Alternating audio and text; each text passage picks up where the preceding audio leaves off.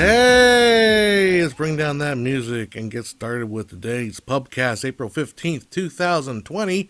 Hopefully, you guys are all doing well. Unfortunately, my partner that usually is here with us and hanging out and chatting with you guys is feeling under the weather. Not nothing to do with the Rona, but a tooth issue. Unfortunately, all the dentists are no longer operating because of the virus, so we can't get that taken care of. So, welcome. Hey, I'm seeing you guys coming on in. This is the Pubcast. Again, we're going to hang out for about an hour or so and talk about, if you've seen saw the title, we're going to talk about Return to Oz. I've never seen that. I've never saw that movie I've never seen that movie until last week when Joe were talking about movies to watch, and that movie made its list. I'm like, oh, let's watch it. Okay. So we'll get into that. But first, a little bit of house cleaning. Just say hi if you guys are in the chat. I can see you guys up there. And, things have kind of gotten a little bit busier for me now. In California, we've kind of come out of the worst part. I think, well, we're not quite there at the peak of our virus issues, but we're looking toward the exit of the more draconian measures in order to stave the growth of this virus. So that's a good thing. But a lot of things that I'm doing is I work with school districts, and we are talking a lot about doing online and virtual graduations, perhaps other events that are coming up, because this rest of the school year is all done for us here in California. We are kaput for a school year, so school does not return until fall. But what do we do with all the seniors that have graduated? And so that's something that I've been working with school districts a lot. I'm actually shooting with them right now, doing some messaging for them, and I'm also working with some cities to do with their messages. Hello, Ilan Vainstock. Hello, first one, and Rob Christensen. He recognizes Ilan's accomplishment of being first. If there's nothing more important than there is online being first. So, besides doing a bunch of stuff with professionally for my business, I actually I've had some little health issues, so I've kind of started refocusing myself on getting a little more healthy. But I started doing some more walking with wearing a mask now because we have to wear them. But more importantly, it made me feel a lot better, so I was able to get some work done on the Fox video. So I actually shot the Fox video. So we're going to be going in. I'm going to be starting to put that together while I'm doing other things. So it's looking probably a week to 2 weeks, at least a week out, maybe 2 weeks out until we get a history of Fox. And it is going to be a 42-minute video. So it's like half of a feature-length movie. And I have the other half written up, which is the 20th Century Fox after Fox. So the first half is going to be featuring just William Fox from about 1904 to 1900 to 1929, 1933 or so. And then we'll cover from 1930s to 2019, 2020 regarding the Fox history. So that's what's up next. So Charles... Rob is asking what movie should we dive into, and we are going to be diving into, of course, Return to Oz. Charles Hoffman asks, I'm surprised the schools don't tap your expertise in producing educational instructional content. Yeah, well, actually, I'm going to be working with a college next year, so I probably will be doing some sort of teaching position. I got hired right before the virus stuff got crazy, and then the video department of the college has yet to talk to me about exactly what we're going to be doing, but it's still early because I don't start till September and it's only April. So yeah, Matt says, oh yeah, we need more episodes. I'm trying. I wish I wish I could put out stuff faster.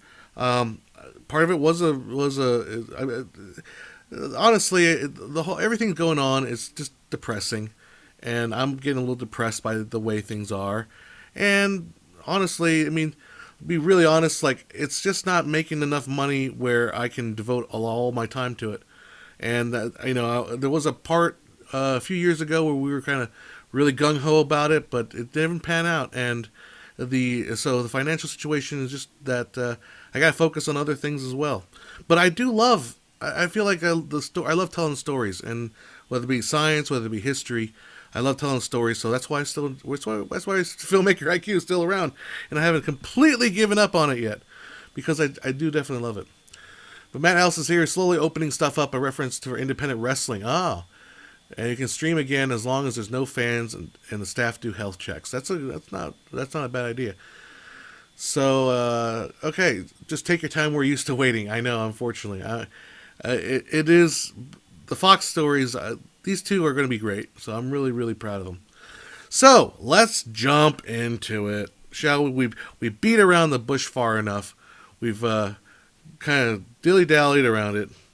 From here's the trailer. From Disney Studios comes the imaginative.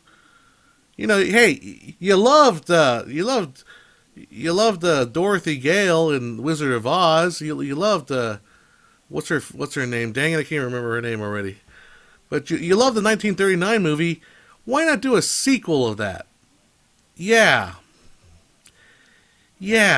Okay, so those that don't know, this follows Dorothy Gale returning to Oz. Now, as you can see on the screen, she's played by Fairuza Balk, who plays a much more younger Dorothy than we had in the 1939 version. But this is literally the sequel, and it's supposed to follow pretty closely with a couple of the books that followed the original Wizard of Oz. And just to kind of give you a short rundown of the plot, basically, Dorothy, after her adventures, the first adventures in Oz, she can't sleep. She keeps talking about this wonderful land called Oz. It's driving her Aunt Em and Uncle Henry crazy. So they think they need to take her to see a psychiatrist. The psychiatrist really recommends doing electroshock therapy. Yes, this is a movie for kids. So they're like, okay, let's hook this little girl up to electroshock therapy. Something goes wrong, and she manages to escape. And there's a humongous storm, and she and another girl escape this kind of sanitarium for little young girls where they do electroshock therapy. And apparently the other girl, well, she must have drowned because Dorothy's all that's left. And this wonderful storm, this huge storm, drives her into takes her into the land of Oz, right? Well, not to the land of Oz. It's actually to the land of the desert of death or something like that. So if you, she's on a rock, and if you touch the sand, you will instantly die. I'm not making this stuff up here. This is literally the first 20 some minutes of this movie. Is we got electroshock therapy, we got a girl that probably drowned. We don't know what happened to her. And the sands of death. And all the time she has this little chicken called Belina, who sounds like a, oh, hello, well, I can't even do that. It's like a old timey Midwestern kind of chicken. All right, so she manages to get out of the sands of death and discovers that, oh crap, Oz is all screwed up. The yellow brick road is destroyed. The houses are destroyed, and then she finds her way to the Emerald City, which is all wrecked. And her friends, the Scarecrow, the Tin Woodsman, the Lion, they've been turned into stone. And then there's this gang of cyberpunk guys that have wheels for hands start chasing her and wanted to eat her or kill her or something like that. And then she finally makes her way into this hole where she meets her friend TikTok. And I'll show you some images here because it'll make it a little bit. So you guys can see what's going on here. I know I'm giving a more of a description than I would normally because I think we need to kind of get across the horror of what's going on here. So let's see. Maybe you can't really make out. Let's see if I can just click on that image and pull it up. So TikTok is not just a Chinese social media platform in order to spy on everybody, but is actually this little character right here. This is a robotic. It's kind of fascinating in that it is one of the very first references to a fully automatic automaton kind of creature in literature. Is TikTok. Don't quote me on that. I'm probably sure somebody in the comment section will say, "Well, somebody else came up with a." Okay, he's one of the first. It wasn't referred to as a robot because the word hadn't been invented yet. but he isn't a fully automatic human being set there by the Scarecrow because the Scarecrow knew that Dorothy would eventually come back, and his job is to protect Dorothy. At that point in the movie, honestly, I kind of fell asleep a little bit. She meets up with this kind of wicked witch person, and they go into this hall with 30 floating heads because the witch like changes her head depending on how she feels that day. Oh my god, this movie is getting crazier. Okay, I'm sorry. Hopefully, stream status is going all right because I know I am at home, so unfortunately, my up speed is not really as good as I'd like it to be. So if it does pop in and out, forgive me on that. But YouTube's won't let me go with a lower streaming. So, anyhow, turns out that there is a mountain king that is actually that wants to take Dorothy's power. I don't know. I'm getting out of it. Okay, I'm getting tired of trying to explain this damn thing to you. If you want to check it out, it is on Disney Plus. I'm not going to go into more details of the plot because it's like Cats. There's no point in just describing the plot anymore. Let's talk about what I think I can learn from this particular. Let's see. I'm just getting. All right, folks. Go. All right, so we're back here. I'm going to be going a lower streaming level here, and we are going to go to 720p. Are we guys? We guys getting enough information here? Let chat go ahead and let me know if you guys are seeing me back on stream. It's showing me it's saying I've got poor stream, although I think I'm getting enough up there. I have to call up Spectrum and try to get them to kind of up my chat here. Well, looks like I'm rolling, so we'll go with that. So anyhow, what I want to glean from this movie. Okay, good. Yeah, chat. Charles said dropping into 720 seems smoother. Yeah, but it was kind of YouTube was trying to yell at me for using 720. It's like, come on, I can either do 720 or we can be stuck at 1080 and bouncing around all the time. So let's talk a couple things about this movie that I really want to address. The first thing I want to talk about is basically the artwork design. Because I feel like part of the movie's problem is that the art design is really just terrible. There are a couple things I like. I think TikTok's a decent character. I think he's actually designed well. He's got a friendly look. The Cowardly Lion in this picture, as you see here, I think that's okay. But good lord, the Scarecrow is just horrible. It's like amateurish. I was telling Joe on the phone the other day, it's like it's the production quality of Mac and Me with a bigger budget is basically what happens. I realized that. Oh, thanks, Rob. Chris just seeding the tip jar. Thank you. Have a good night there, Rob. It's just the Scarecrow is so terrible, and I realize I think the Tin Woodsman is okay, but it's also it's just not friendly looking. And I know they're trying to kind of ape the older versions. Let me see. Here's another picture of the Scarecrow. You can kind of see in the shot, and there's just no joy in this shot. It's so amateurish. It just feels like you should have spent more time going back and working on the art design. But I want to kind of look at some of the. Here's a shot of like the original Scarecrow and the Tin Woodsman. And you see there's emotion. You know, the 1939 version of the Tin Man goes closer to that. He has facial expressions. He has wrinkles. And this version, he's just a blank bucket face. It's just... I mean, I recognize that they are following closer to the design, but there's not that heart. And look at the Scarecrow, he has a face and he has expression. And what we have is literally a motionless, painted on face. Yeah, Rob Christensen says it makes me think of BBC children's TV from the late 60s, though early 80s. And that's really kind of what I feel about this. And then, then I went and looked up who directed this movie. And I have a lot of respect for Walter Murch.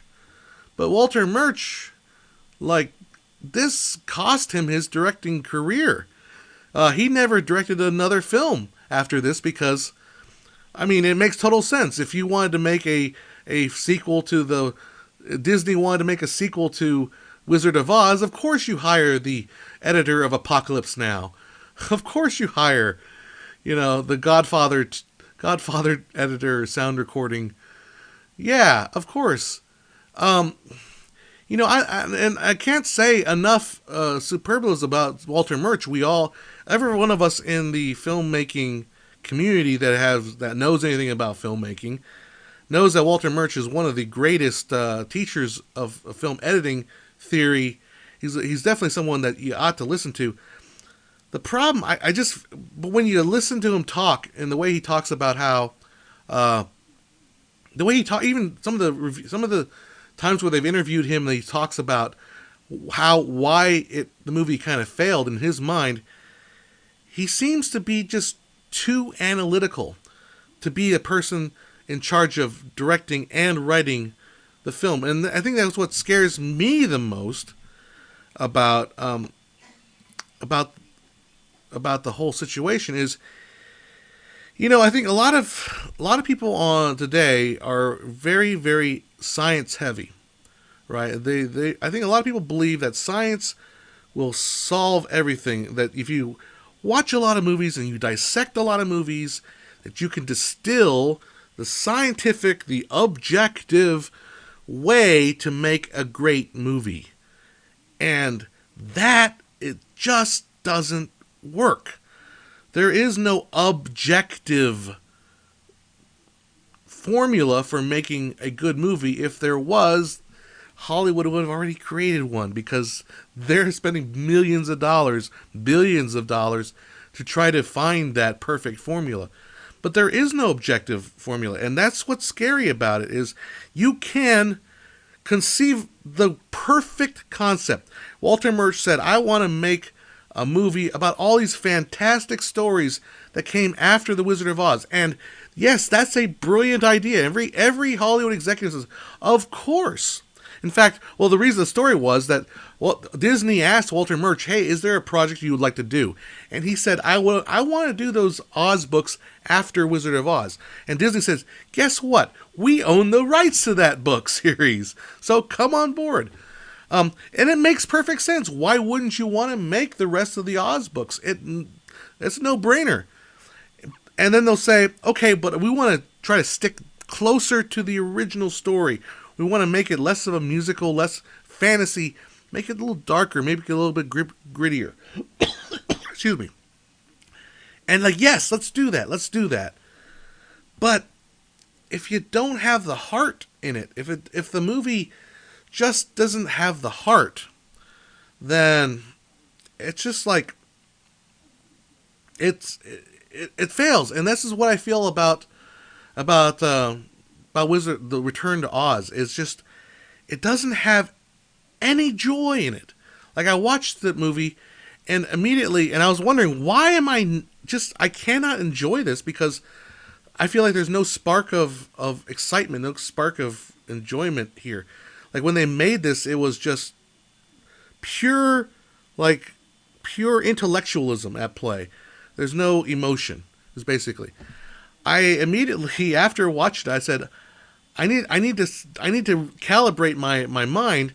I threw on Rocky Horror Picture Show, which is, I think Rocky Horror is a very well crafted. I read somebody was talking about, it's like Rocky Horror is like the Airplane of weird 70s musicals, because everything it does is deliberate. People say it's a bad movie. It's not. It's intentionally a bad movie. There's a lot of references I think a lot of people don't get these days. But anyhow, let's just jump into a couple of comments here. Let's see. Somebody, Dustin May, like, I should write my own, and that's true. I should. I'm not, the thing is, I'm not. I'm saying. What I'm saying to you guys, and I don't think I'm getting. I hope I'm getting this across the right way. Is that you can, and I can sit here and I can write my own script, and I can feel like I am going in all the right directions intellectually, and know that I'm going intellectually the right direction. But if it doesn't have the heart of it, and that's something that I'm not, I'm just as much afraid of as anybody else. If you don't have the heart, it doesn't work, and that's the key, and that's what I think. I don't know. I see a lot. I see a lot of filmmakers out there, and people send me stuff to look at and watch, and I feel like what's missing. The technical stuff is important, but even with the technical stuff, if there's no heart, there's no emotion, there's nothing to like buy into it and to grab you and make you want to watch, then it doesn't work. And we're looking at like Back to the Future is another movie that I wanted to look. 1985, Back to the Future came out, and Back to the Future, every performance has joy, every shot has joy, every movement has joy. Nima Mosfet asked me, "What do I mean by heart?" It's hard to say. That's why I think what's so scary about it. What I'm trying to say is you can't approach filmmaking like with the kind of you have to approach filmmaking with a little bit of humility and be looking for that heart, that essence of joy. It's hard to describe. It's the special it factor. It's that special magic sauce. The thing that makes the movie work. It's what makes it entertaining. But without that, and again, this is all subjective because I said I was going through IMDb and there are people that are saying great things about Wizard of Oz or Return to Oz. It is an underrated masterpiece, which I don't hate the film, but I did not enjoy it. There was no feeling of joy in the film. Certainly not for a children's movie or a movie aimed for children. Like one of the things that Walter Murch was talking about, how he wanted to implant he wanted to implant a message to kids that, hey, the parents that you trust, like Aunt Em, she might sell you down the river and take you to a electroshock therapy place. It's like, you are thinking way too much about this. You're way overthinking. You are trying to instill this message to kids. You're trying to do way too much. Anyhow, I just feel like that. I feel that movie. Maybe I'll just say it. I feel like Walter Murch was the wrong person to direct that movie. I think he's just way too analytical and way too intellectual to make a movie that's supposed to be more whimsical and at least I would want it to be more whimsical, more just a little lighter hearted. But anyhow, that's my feelings. And but Walter Murch, obviously, the guy is a legend in the editing community. So I don't mean disrespect, but then again, take it as a word of warning to all of you guys out there that that's the only movie Walter Murch, for his career and his status, is the only movie he ever got to direct.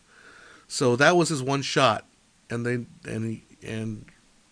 he did not get another until Star Wars, like Clone Wars, an episode of that. Yeah, so Charles Hoppin says, right, the sense of fun and whimsy is kind of missing from Return to Oz.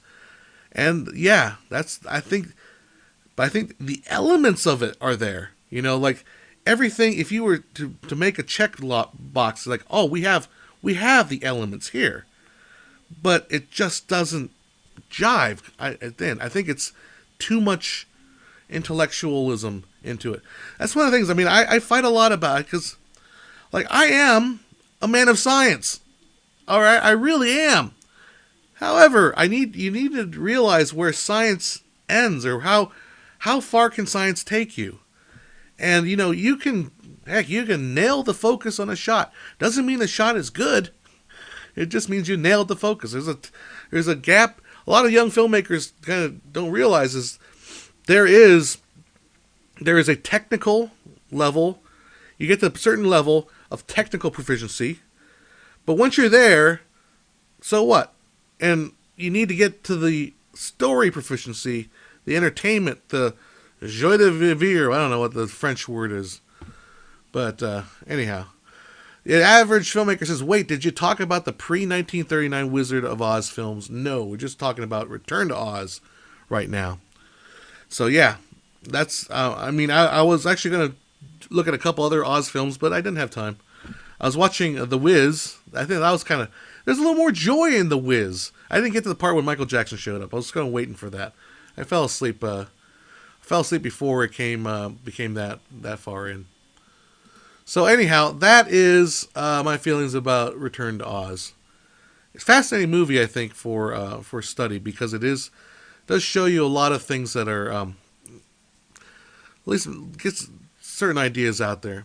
Anyhow, I'm just refreshing my studio thing because it seems to have gone to heck in a handbasket. And yeah, so anyhow, what are you guys' thoughts about that? About anything you want. About my voice, it seems like it's going crazy. Charles Hoffman says, a fair amount of the elements from the Baum books are there, but they lack the joie de vivre. Exactly. That's what I was trying to say. In my long way around. Dustin Maslick says, I was thinking about Alice in Wonderland. Yeah, and Alice in Wonderland's a kind of a similar situation. There's a lot of different versions of Alice in Wonderland. Some which have that spark of joy, and some which don't. I don't know. I don't know how to. I don't. Like I said, I wish. I think the Tony Zhaos of the world have made people think that filmmaking is much more of a science than it really is. It is all art, all the way, and you can talk about it. You can dissect a scene, you can work out the plot points, you can do all of that, and it still means jack, unless you have a good, entertaining story. And we don't know what that means. Average filmmaker asks, how am I holding up? I have a bit of a cough. I've had for a while. It's a post-nasal drip cough. It's not the corona, so I think I'll be okay. But yeah, this time has been kind of rough. So we were watching movies. We've been trying to stream more, talk to you guys, and hang out with you guys. Yeah, not to get I didn't watch all of the Decalogue because the Decalogue is a little dry for my taste. But when I was in college, I took a class called Religion and Science. And it was a time of my life where I was much more of a battle between religion and science, right? Right now, I've kind of made peace with everything. I'm very, very calm with the way things are. And I try to explain things to people. But anyhow, we watched the first episode of Decalogue. And Decalogue is a Polish series of films, 10 films, each addressing one of the 10 commandments. And the first commandment is, thou shalt not create engraven images, or no, thou shalt not worship someone other than God, right? You shall not make. Well, I'm so bad. I'm not that religious a person, but it's thou shalt not put any gods before me, kind of a thing. So the story is this guy has a daughter, and his daughter, it's wintertime in Poland, and his daughter wants to go ice skating. And the father goes out with his science tools, and he looks at the weather. He checks the temperature, makes sure, okay, this Saturday, my daughter, I think you will be allowed, the conditions will be just right by my scientific instruments, that you shall be able to skate on that river with no problem whatsoever. That will be no issue whatsoever. Okay, so the daughter goes out there, skates, and falls through the ice and drowns. It's Poland. What do you want? I mean, they're pretty hardcore people. So the story kind of is, even though you get your science right, even though you think you know your science, There's a shot in there of a homeless man next to the river burning a big like bucket of to keep warm. He's homeless. He's burning this big like trash can to keep warm. So there's infers that the scientist, he put all his faith in science.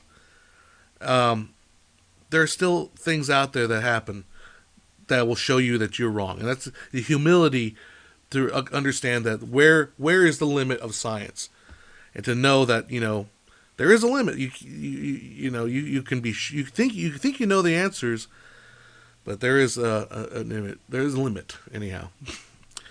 No, Charles Hoffman brings up a great point. So I was thinking about this on my drive. He says the vision doesn't have to be warm and fuzzy like Stanley Kubrick, but it does have to have the artistic.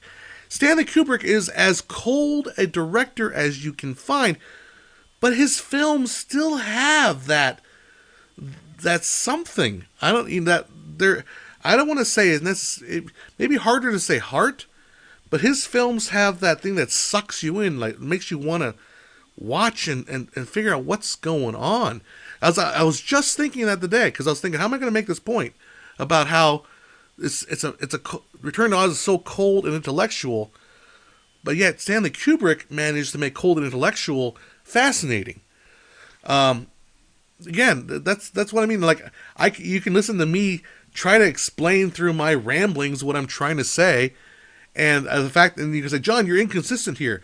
Yeah, because it's art. Because I can't be consistent with it because the way Kubrick is just the way he can do it. Now, of course, a lot of people also find Stanley Kubrick to be insufferably cold and dry.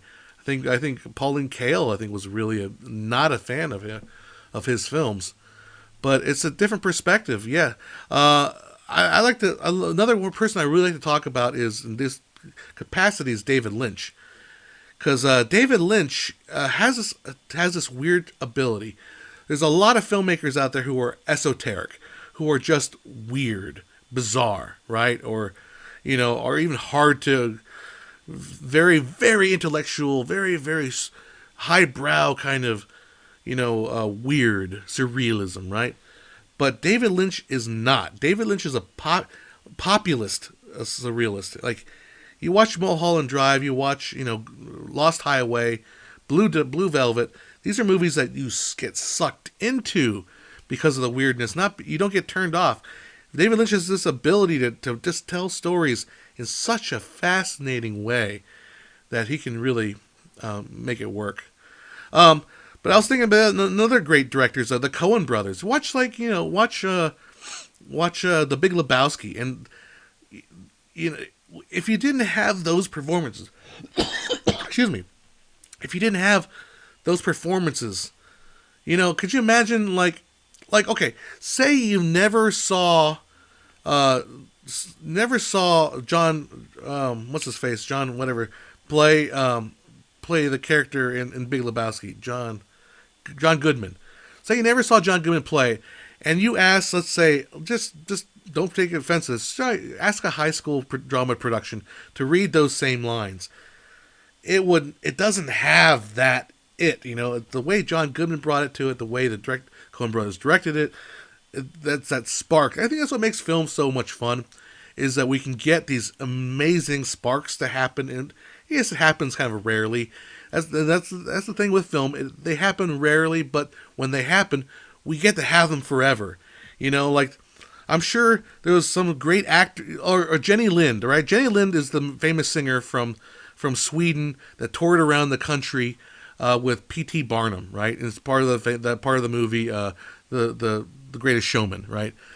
But we don't have any video of her singing, so all the great reports about how great she was and how wonderful her voice was, okay, but film allows us to preserve that, and then like future generations can say, oh man, when when Dorothy hit that high note in Wizard of Oz, when she looks off and asks, where lovely little bluebirds fly, why can't I go there too? That's preserved for all time, and that's what it's really cool about film. Yeah, John Goodman channeling John Milius, the whole whole thing about Myeon Wayne. Long time no see. How are you guys? Well, Joe's having a bit of a pain, so she can't make it right now. So she's just stuck with me. Just stuck with me. I'm sorry. Average filmmaker says he's saying a lot of provoking stuff at nearly 10 p.m. This is literally what I think about all day when I'm driving around. That and why and how to best explain why anamorphic bokeh is oval. So this is why, and this is also why my videos take forever to get made, because I decided that in order for me to demonstrate, I wanted to make this video called why are anamorphic lenses bokeh oval shaped? Why aren't they circular? And somebody asked me this question on Twitter, and I wrote back flippantly, "Oh, sounds like a great idea for a video." This is 3 months ago. So in that time, I've built like mathematical lens diagrams using my laptop. I tried to build a little miniature model of an anamorphic lens using some cylindrical glass that I was able to purchase from a science shop. And I discovered that I was not able to really create that. So I've taken the next step, which is to buy a 16 millimeter anamorphic lens to try to experiment with. And I've been playing around. I got it working just last night. So I am working on that. But in working on that, I discovered one of my principles that I was betting on in my mathematical model was completely wrong. The idea that my mathematical model was based on the idea that you actually compressed the vertical axis, but you don't. You actually compress the vertical axis, the horizontal axis. I'm sorry, I buffed those together. But so I have to kind of go back and redo part of that because that was wrong, and I need to fix that. So yeah, there is a lot of things that's why the videos I don't like. A friend of mine asked me if I want to be part of his video. I said I didn't want to get involved with this video, and then it turned out he made the video and it released it like 3 days later, and like, holy crap, I would have taken me like 3 months to make, 2 months to make. It was a 40-minute video. I'm like, oh man, that was fast. But no, I'll be off the cuff. I will talk to you guys on a live stream because that is what my expectations are on a live stream. You're not getting fully formed, thought out thesis from me on a live stream. This is a live stream. We're hanging out. We're just talking. But if I make a video, I want every one of those words and thoughts to be as well thought out, as formulated as best I can. So that's why. That's where it is with that.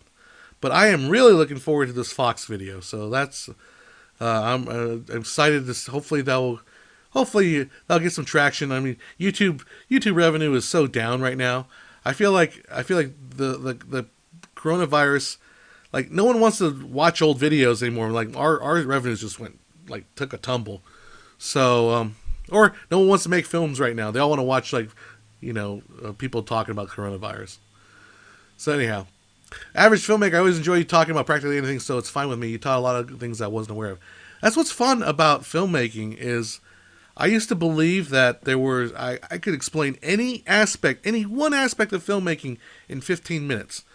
I kind of believe that because I think there's a lot of surface level stuff, but you can get hardcore into any subject.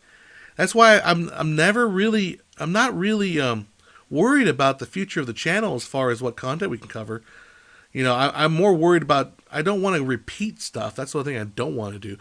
But there's so much stuff out there that's interesting and fascinating that I really want to talk about. One of the things I really want to look at is color, like digital color. I want to spend some more time on that. There's a common notion that the idea that Bayer patterns, if you guys know what Bayer patterns are, I can even pull up an example for you guys. But that Bayer patterns are somehow bad. And that, let's see, here we go. Here, I'll just pull up. So there's a Bayer pattern. It's basically the way that modern cameras work. Instead of having 3 sensors with each color, you have a mixture of green, red, and blue. And most people I think a lot of people think that is a far inferior system.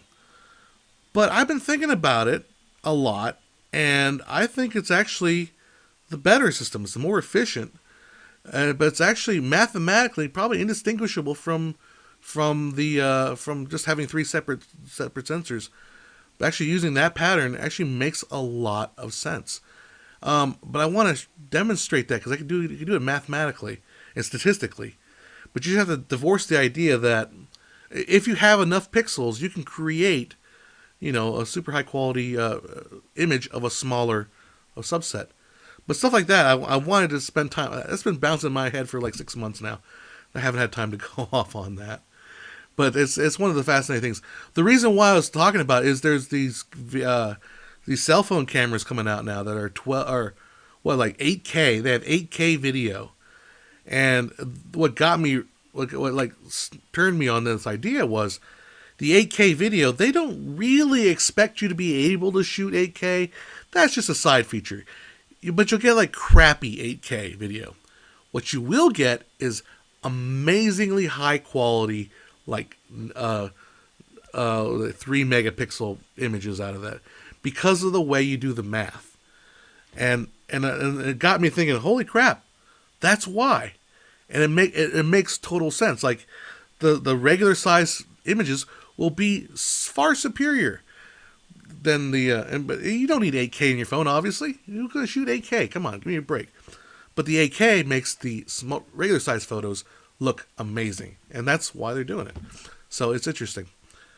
Yeah, Charles Hoffman says not the number of pixels, but also bit depth. 10-bit, 12-bit looks very different than 8-bit. Yeah, I agree with that. But what I'm talking about here is not necessarily bit depth. It's about how to combine the different pixels to create the proper color. So, example is let's talk a little bit about this. Why not? So, going into, let's pick one of these Bayer patterns. All right, first of all, let's remember that, where's my mouse? Again, this is not a formula. I have not formulated this idea all the way in my head, so I'm still not quite all there. But that let's take this 4 pattern right here: red, green, green, blue. If we create 1 pixel out of that, we can easily kind of sample 1 pixel using all 3 colors. We know the red of that pixel. We can base on some mathematical models, kind of guess what the red would be in this green pixel, because we've got this red pixel over here. I don't know if you can see my cursor. It's very, very small. So we can kind of guess what the red pixel would be between these pixels. And the same thing we can do with the blue pixels too. So we can kind of estimate what these different colors would be in between. And then if all we do is we take a cluster of 4 2 by 2, we have right there the information based on the green, the blue, and the red. We have the information for a full 4-4-4 color setup there. So there's a lot of subtlety at play here that I think makes the Bayer pattern remarkably more efficient, more almost, well, I won't say more accurate, maybe more accurate, because if you had 3 sensors, you have to align them perfectly. So with this pattern, the alignment's not an issue. We know the alignment's all there. Yeah, the reason why it's double green, not because human vision is more sensitive to green. I mean, that's a sideways way of talking about it. It's because that green happens to be in the middle of the spectrum. Like if between our visual spectrum, we have red here on. Well, let's go with this side. We have red on this side, which is the lowest number, and blue on this side. So in the middle is green. So if we put more green pixels, that will be the most sensitive to what we're used to seeing. So it's fascinating. Again, you have to think about it in terms of like not necessarily red, green, and blue is not necessarily as different colors, but as part of the spectrum, is the continuation of light, of color, between red going up to green, going down and then down to blue. Anyhow, it's one of the things. I mean, let's see. Well, that's just a demonstration. But yeah, you can even just do some basic. Here's actually some some graphics to kind of demonstrate what I'm talking about here. Oh, I actually want to put it on screen for you guys to see what I'm looking at. So yeah, here's like the mathematical ways of basically figuring out what all the different um, different colors in each of the pixel blocks. Again, another thing that's that's kind of difficult to wrap your head around is the idea that these these are not necessarily a pixel. It's just one. It's a sample point. In fact, we show it um, as one. We show it as one square, but it's really not a square. It's really like an area. Some conceivable area because we cannot subdivide that sample point even smaller.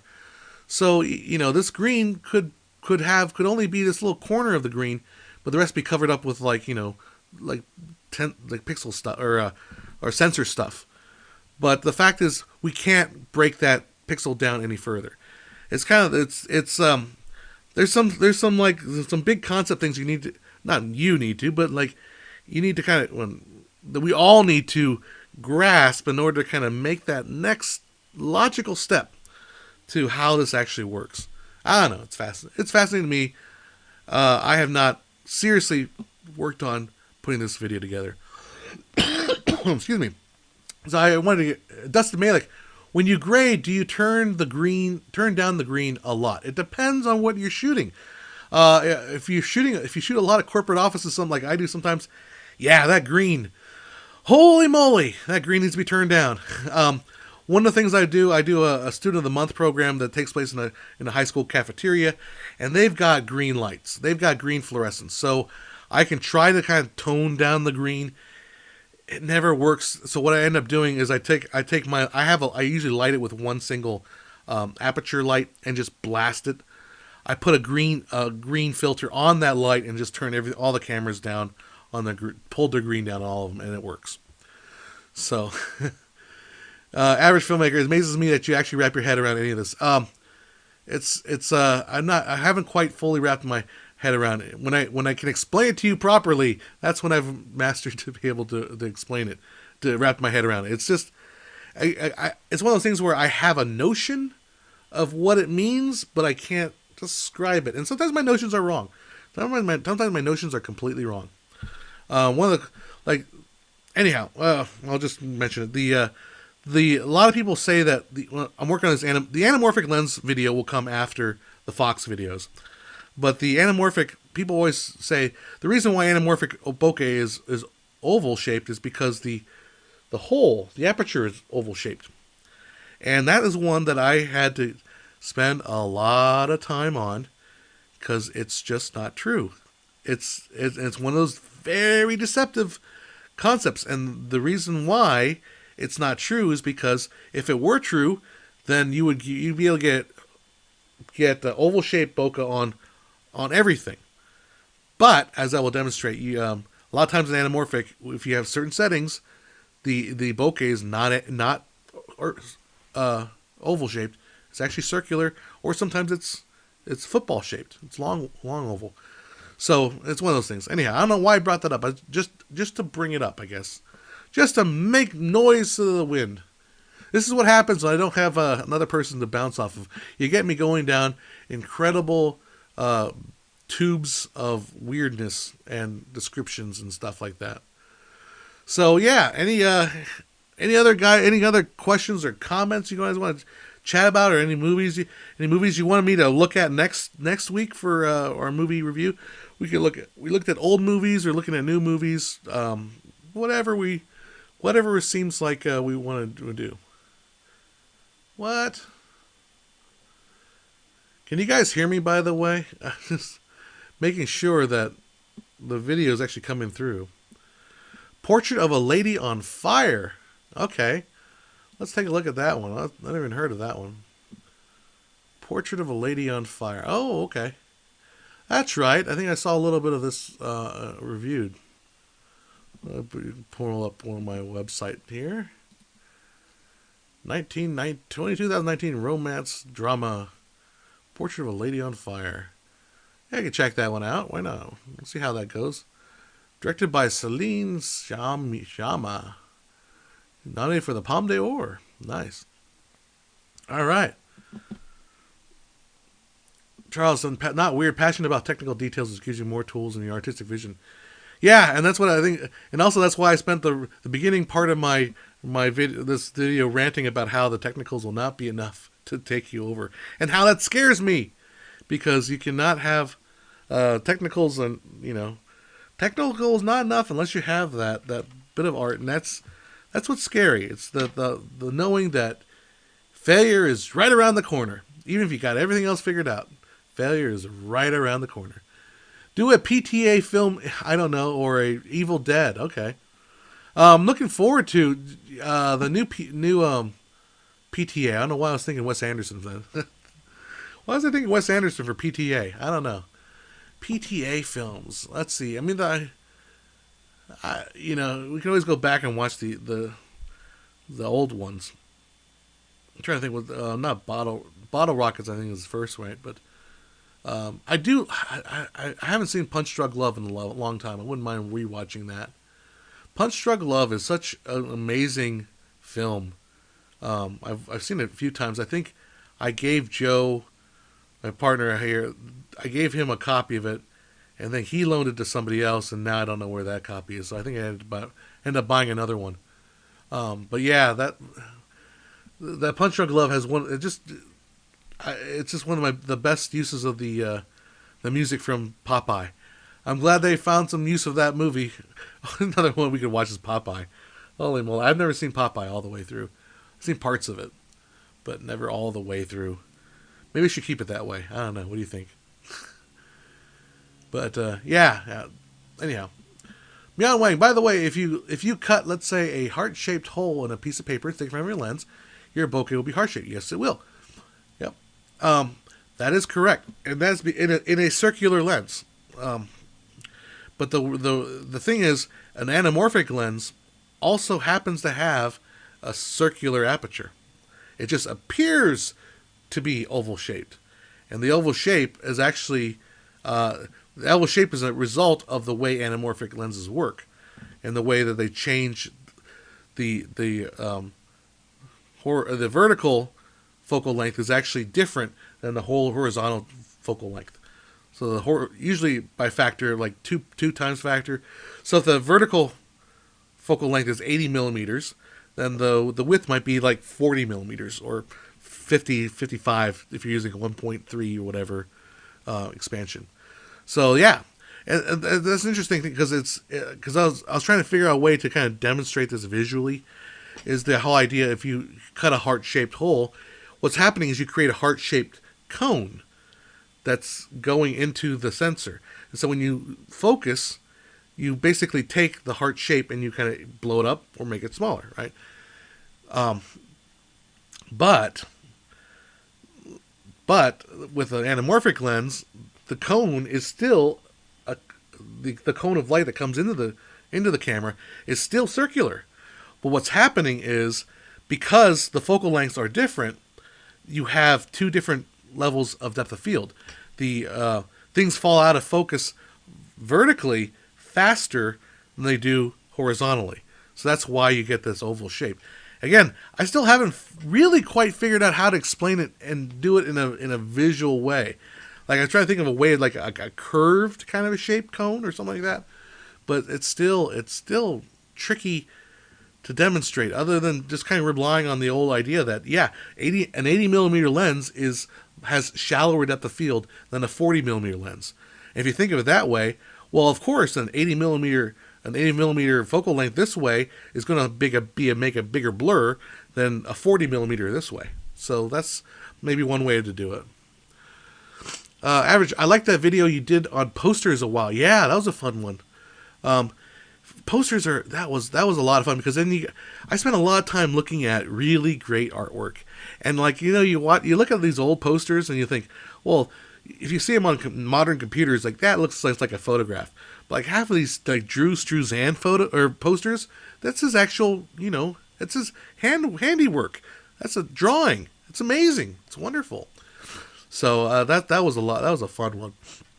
The thing about The thing about researching, though, you'd be very, and people get on my case a lot on YouTube comments, but you have to be careful on labeling certain things like the first, right?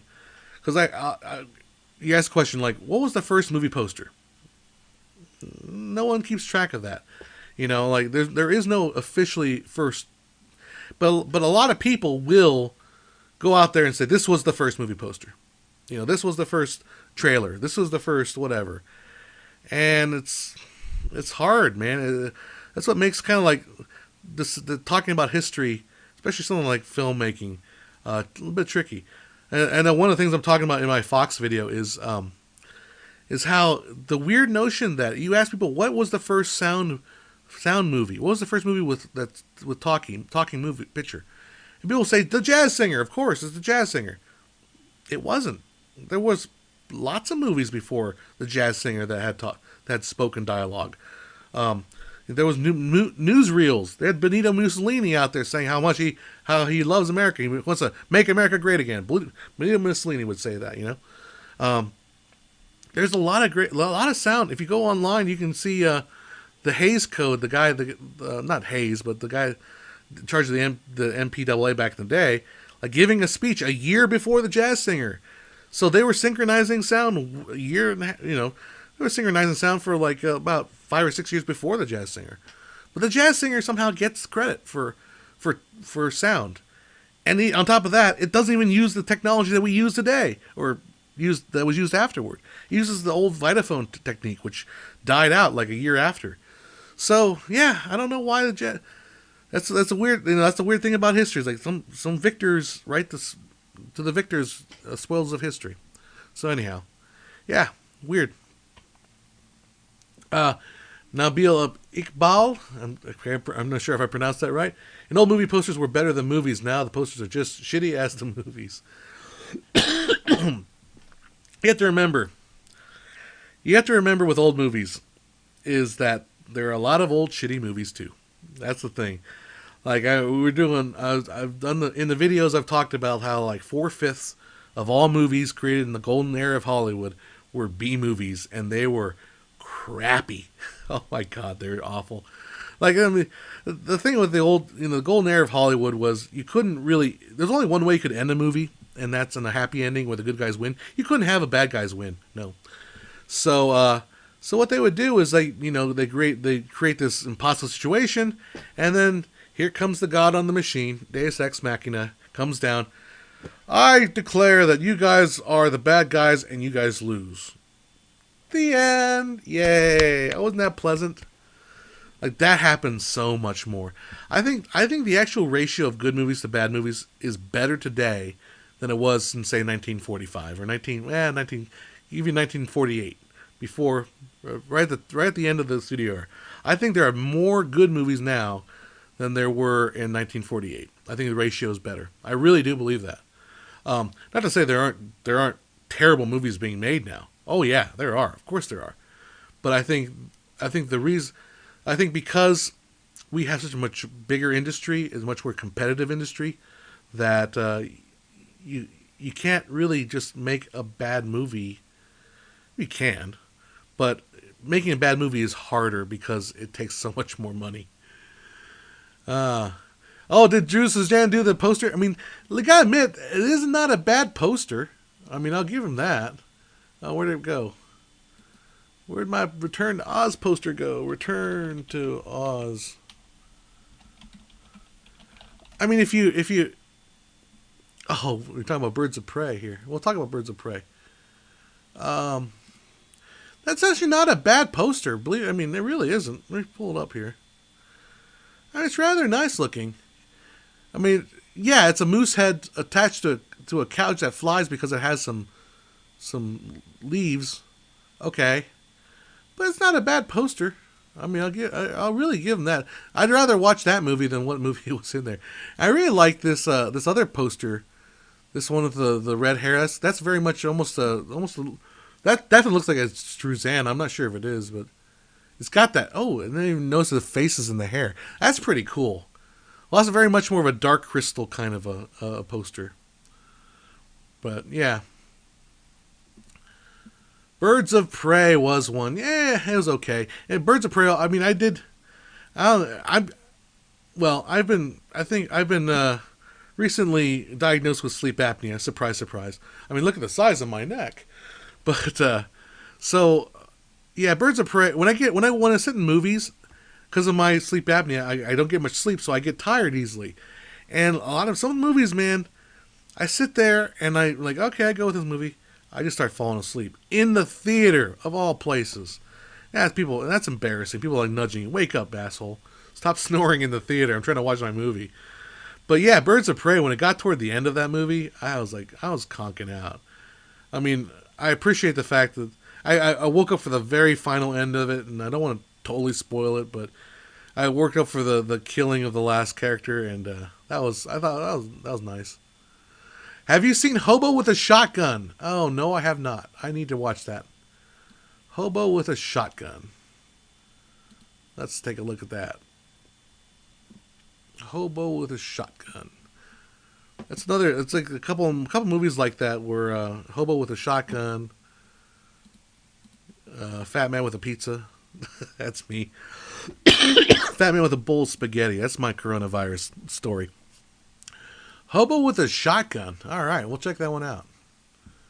That might be a fun one to do next week.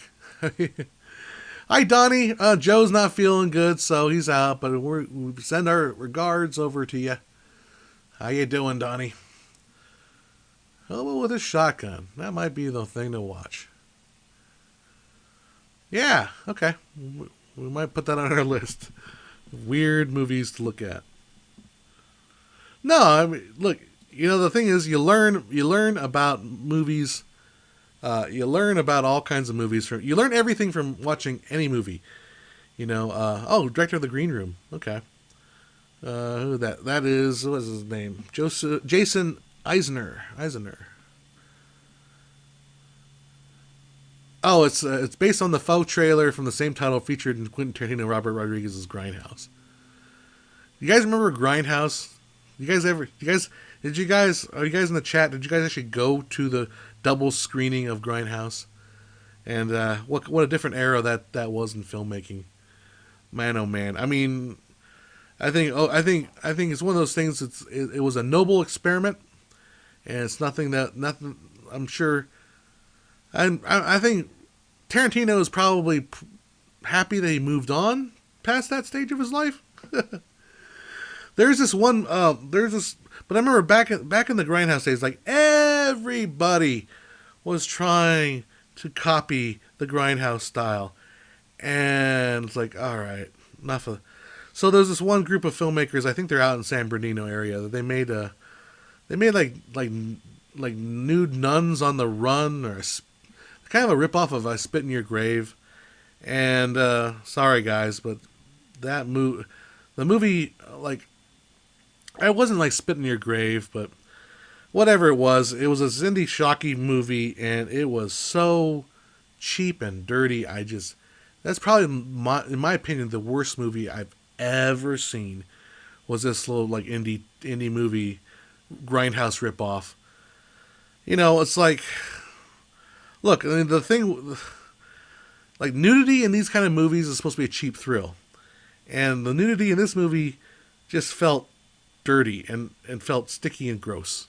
An average filmmaker, I've seen that actually. Probably know which one I'm talking about then.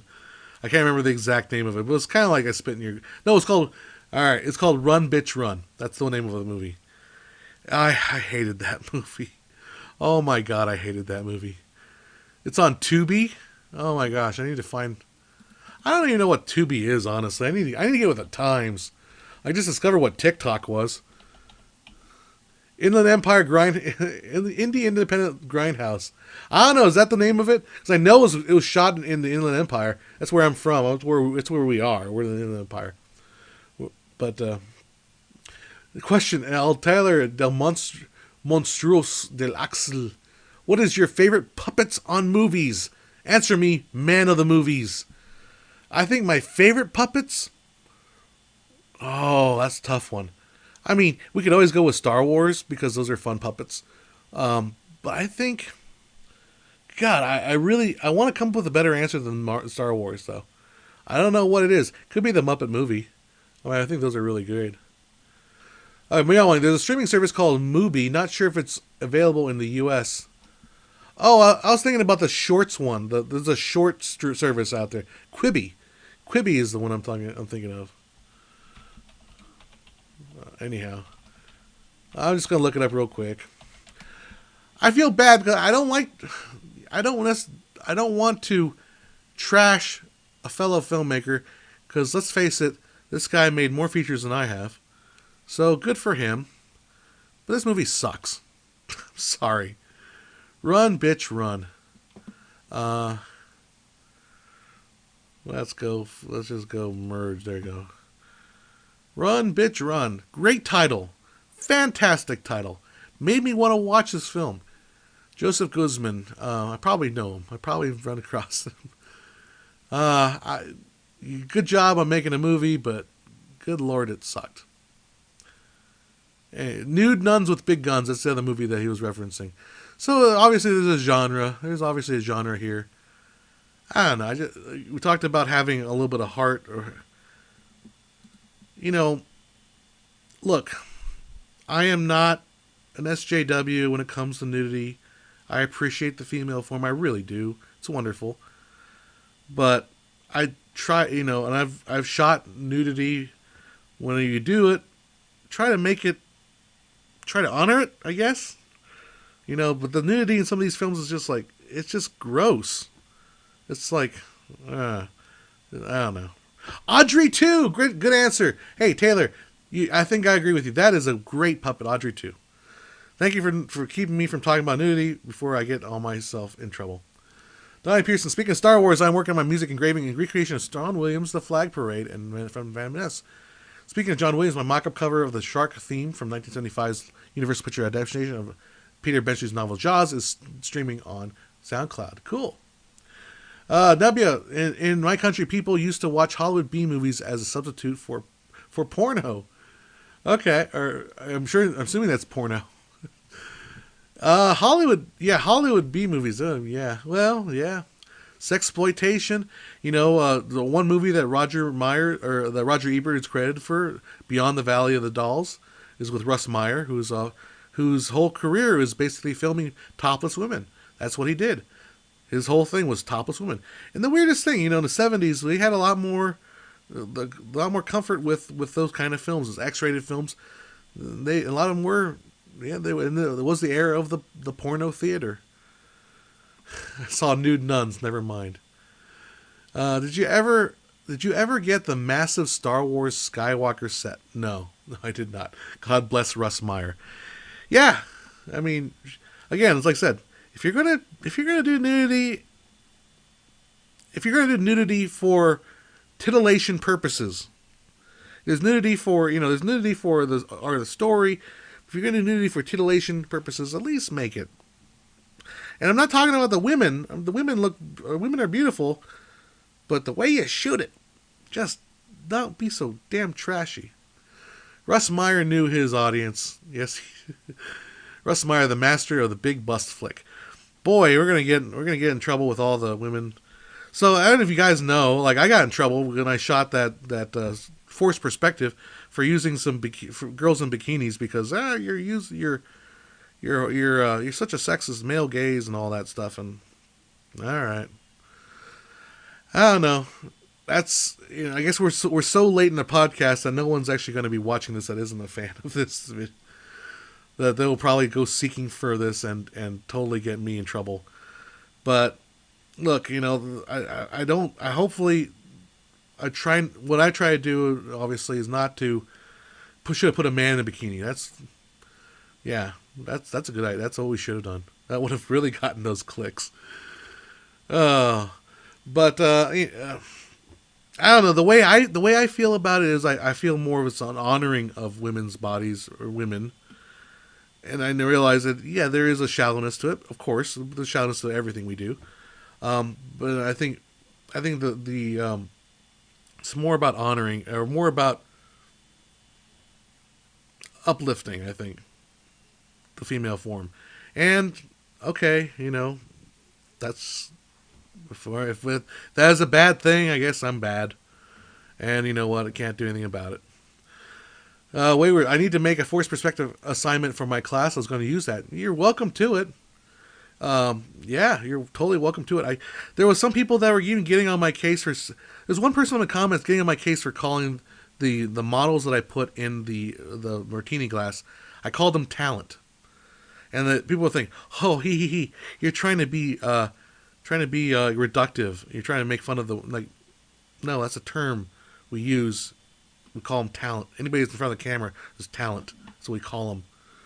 But you know, the narrative that doesn't justify the narrative that I am a bad man for wanting to put girls in a video. That's so bad. And like I was just telling other people, like, well, they're sitting in a bath of martini. Should they be fully clothed or should they be wearing some sort of bikini or not? I didn't have them in bikini. I had them in a one-piece swimsuit. Anyhow. Side note: can't you use a car model on a green screen? Yes, you can. Yeah, models and green screen is another thing that is definitely what's happening. I'm sorry, I'm losing my train of thought because I'm looking at zombie strippers here. Zombie strippers was a not terrible. I mean, that was bad, but not as horrible. But like a tiny car model you buy in a store, yeah, you can. You can definitely use it. But I wanted to show you guys something. Sorry, excuse me.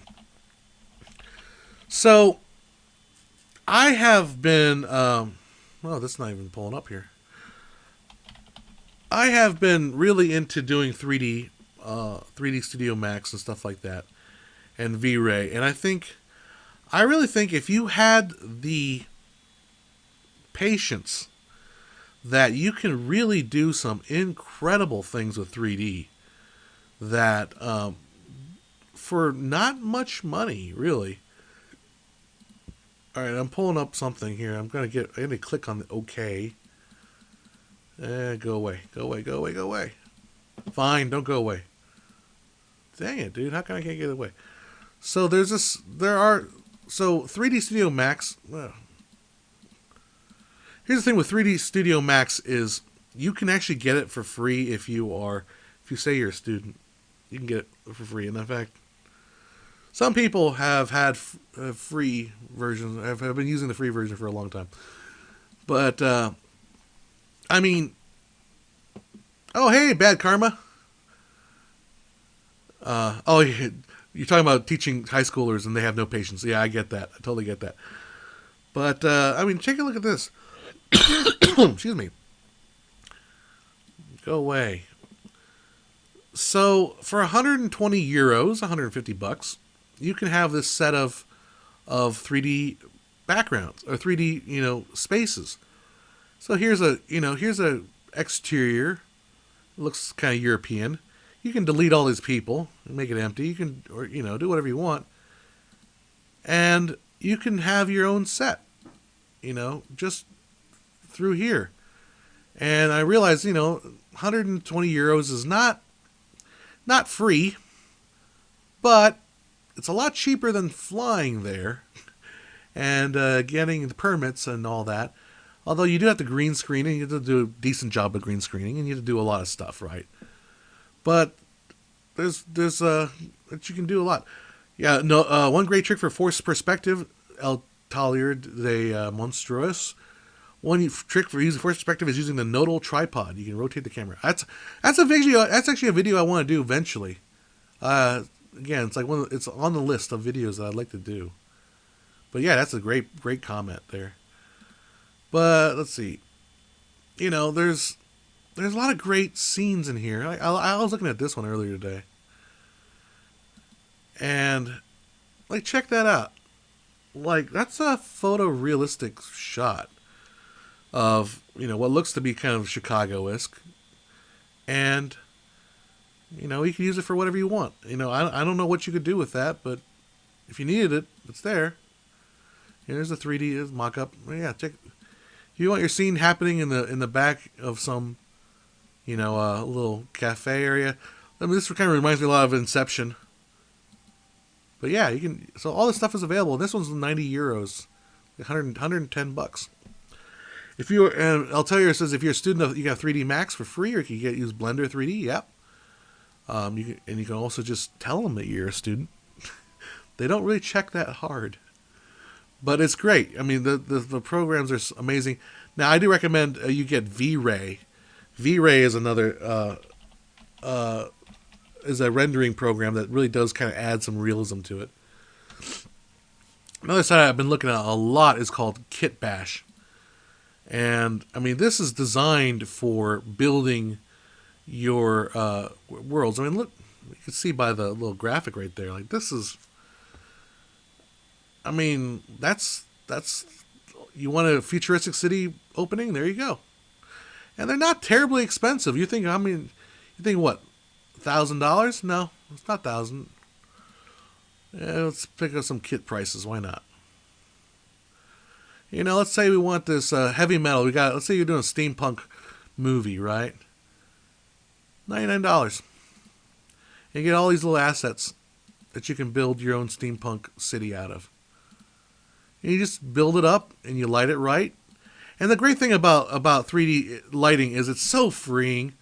Like, in reality, you have to carve lights with flags, but when you light in a 3D space, it's wonderful. You want to put a little light there, put a light there. It's amazing. But yeah, you get all these assets for $100 or $200 regular price, and they do start at about $150, go down or so. But all these assets, you just build up your scene, and boom, you got yourself a set that was not possible just 20 years ago, 10 years ago even. Here's a post-apocalyptic set. So stuff like this, I've been looking at this a lot. Let me get rid of my downloader.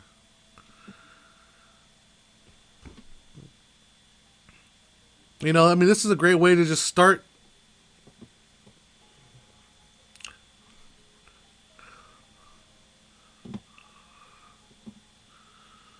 So anyhow, I'm hearing music, but I'm not sure you guys are all hearing music as well.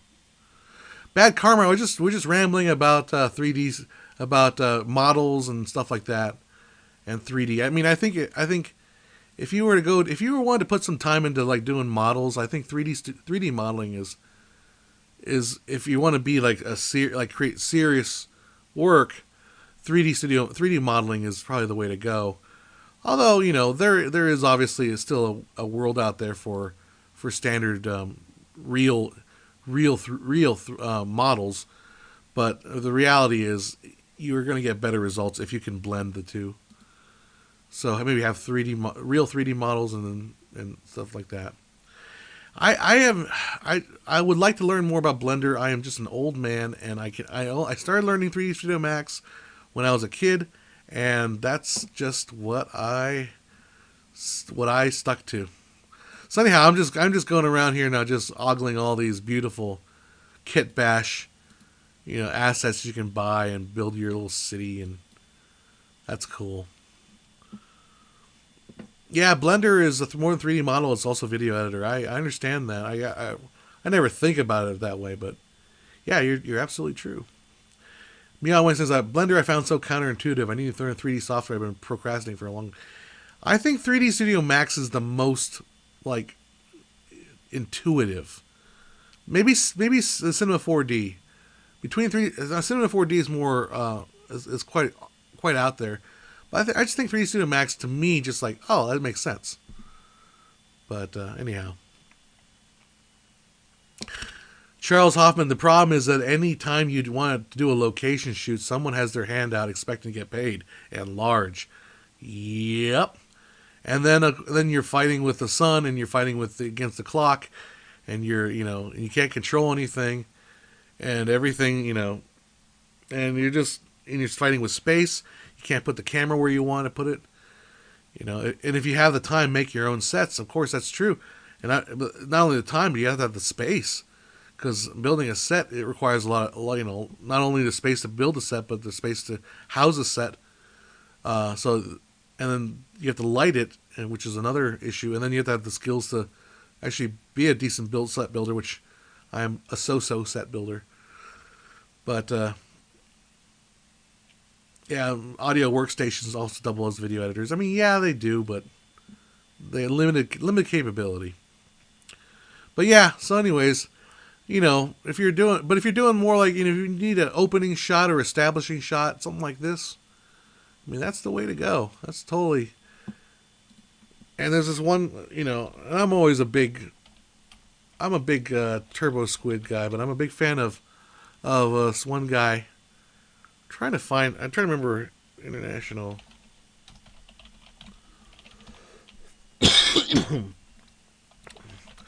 So if you had some more buckaroos, oh,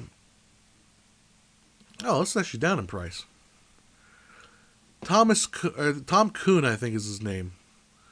Amazing modeler, absolutely amazing. Works in Blender, but if you wanted to make your own version of Gravity, and you wanted the International Space Station, for $150, you could have this model. And you could render any angle you wanted to. And it looks freaking amazing. I mean, the detail is just... I mean, that's about as... it's all the way down to the nuts and bolts. I mean, the guy does an amazing job. I remember when this was going for like $500. $150. You can have yourself a space station. Good enough for a short film. For a low budget short film. Amazing. Let's see. If you want the interior cockpit of a space shuttle by Kuhn Industries. I mean, geez, look at that. The quality is just. You just have to learn how to use the software, and you have to have the patience to do the rendering. But it's literally, it's been no better time to utilize this kind of technology, because we all have it, at our fingertips. The only difference between us and Pixar is Pixar has a lot more manpower and women power, a lot more people working on this stuff and building custom stuff. So here's another thing I was trying to do, like a space thing. Yeah, launch pad. And this one's not near the quality, but it is only $84. So anyhow, here's a space shuttle. We're always looking at it. But then you look at this, and you also think how beautiful and wonderful it is. You also want to go back to the realism of the real world and shoot things for real. But look at the shade, look at the patina of the rocket jet cones here. I love that. That's gorgeous. Anyhow, I'm just ogling these photos. The male gaze, staring at these models. Back to me. Everything they did, you could do with 3D backgrounds. Yeah. Always wanted to make a short as a nod to Impressionist cinema. Yep. Anyhow. Well, we've been on for about an hour and 24 minutes, so I think it's going to call it quits today. Try to come back next week.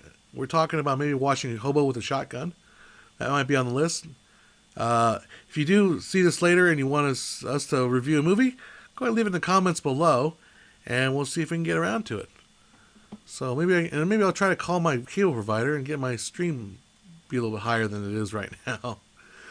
So anyhow, any last questions you guys have? Anything you want to say before we close it on out there? Give you guys a second to respond. Don't watch Hobo Jesus. That sucks. Well, people you watch the bad movies. Sometimes they're more fun to rip apart than the good movies. Nowadays, technology is not the problem. Finding a good story is difficult. It always is. Tell me about it. That's the thing. You can have all the technology you want. You can make the perfect film. You can do it all. But you got to find a story worth telling. Ain't that the truth? Flying over the trout. Might want to stream this time, but I'll try to be at the next one. Oh, thank you very much. Well, yeah, come hang out with us next time. Alrighty, guys, my voice is going, and I do need to actually make my dinner. Because I haven't had anything to eat since, well, I had a little sandwich a little earlier.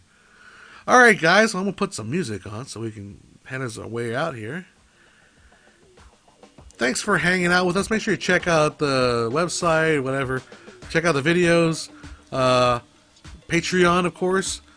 We do have our little merchandise shelf. If you guys need a handkerchief to make a mask out of, I recommend the Living Life 24 frames a second as a mask. You can actually get these as stickers. I forgot about that.